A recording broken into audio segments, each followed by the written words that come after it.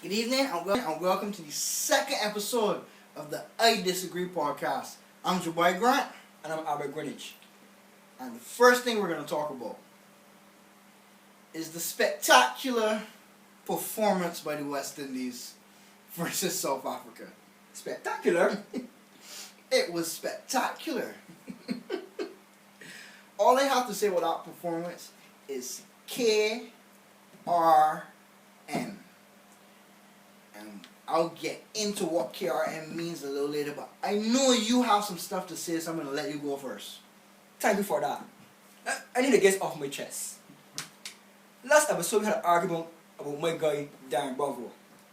You say we don't need him. But thanks to the selectors, that argument was short-lived. You know who was short-lived? What do you think was short-lived? We are seeing this thing at the crease. 97 all out. You kidding me?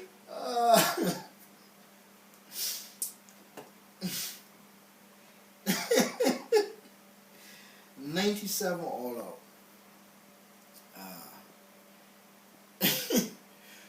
Question, you think Darren Bravo would have made a difference?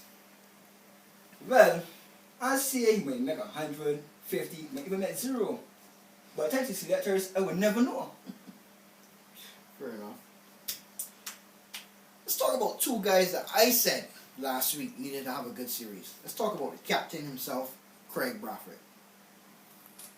I said he was out of form. He just became captain. He needs to have a good series. It's important for him. And it got off to the worst possible start. I mean, I believe if you added his first inning score and his second inning score, you don't get a half century. I don't think he meant 30. There's also the other guy that I spoke about, the guy that I got a lot of heat for talking about when I said Jason Holder. If he doesn't perform in this series, we should start calling him a bust, a disappointment. A lot of people got on my case for that. A lot of people were unhappy about the things I said about Mr. Holder. And I laughed at them in the end of the first innings when I saw him batting. Batting with a 19-year-old whose highest score was 6. And he was rotating the strike. From Jason's credit, 4 for 75 from just about 21 overs is not too bad. And, to add to your point, he had a slight little injury. That seems to be everyone's excuse nowadays. Everybody's got a little injury. But, as I said earlier, KRM. I've been waiting for this. What does that mean? Kyle Rico Mears. When he made his 200 against Bangladesh, my phone went crazy because I remember when he made the team, I told people, do not get your hopes up. Kyle is not someone you depend on. When he made his 200, my phone went crazy. Everyone said, you were wrong. Look what he did. He's fantastic. He has great ability. And I want to talk about it now. That's right. I have never once in my life questioned Kyle's ability. I will never question Kyle's ability. A double century? Of course, that shows that ability is there. I question his IQ. Now, for those out there not questioning his intelligence, I'm questioning his cricket IQ. His ability to understand what the team needs at that point in time. Did you see how he got out in the first innings? Yes, I did. Ridiculous shot. Even if that had gone for 4, it was uncalled for at the time of the game, at the point of the game. But this is what Kyle does. He's done it throughout his career. Club cricket down here, representing in his country in regional cricket. I know he's going on to do it for the West Indies. He has a switch that goes off, but he's not in control of that switch. It malfunctions. It just goes off. Sometimes it's on, he's perfect, and then it's off. Now, I want to talk about this because when the team is in problems, when the team needs someone to stabilize it in Test cricket, you're looking at number 5, number 6 batsmen to stabilize things. Do you trust Kyle Mears? Do I trust Kyle Mears? No. I don't think his cricketing IQ deserves trust. He's done this throughout his whole cricketing career. He turns off that switch. Sorry, that switch turns off. I don't think he's in control of that switch. That switch, we need an electrician to look at that switch. But I am not blaming him for the loss, because obviously this was a team effort. The whole team decided to come and get beat. And who was the top of that team? Are we talking about the captain here? Of course I'm talking with the captain here. I have no defense for Craig Bradford. I said he needed a good series. I didn't say he would have one. I said it's important that he has one. But I'm not really talking about that. I'm talking about the decision to bat first. I want to get into that.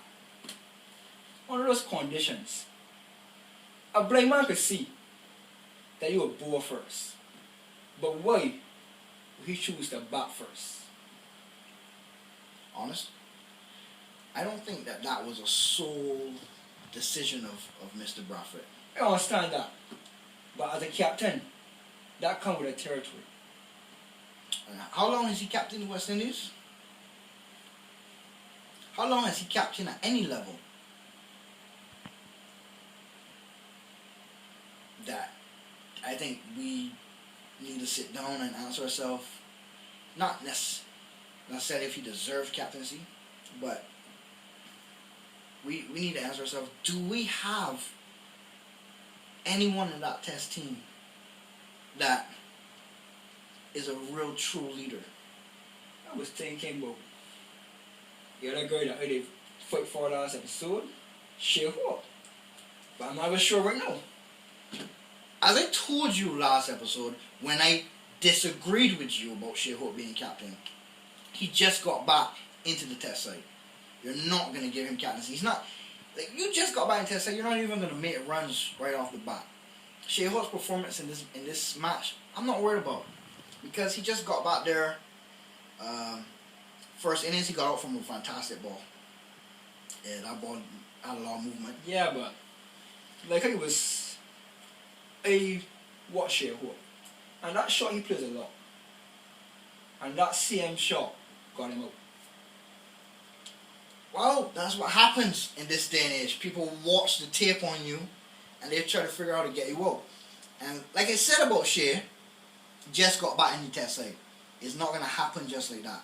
But I don't think the selectors are going to look at this match and be like, we got to drop him. I think he's going to get a decent run, see if he can catch by his form. So I don't think it's important that I don't think he needs this series. We would love him to catch his form in this series. But I think there are other guys that need this series. Jason needs this series. Craig needs this series. Kyle Mears continues to prove me right about his lack of cricketing IQ.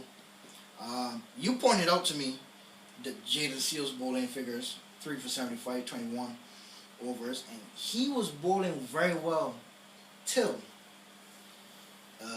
Quinton de Kock. Yeah. And Jayden Seales, sorry to cut you off, was the only bright spark in the West Indies team. I wouldn't say that. I disagree there. I disagree there. I think a bright spark was Jason Holt again at 4 for 75. It shows that he might redeem himself from being a bust.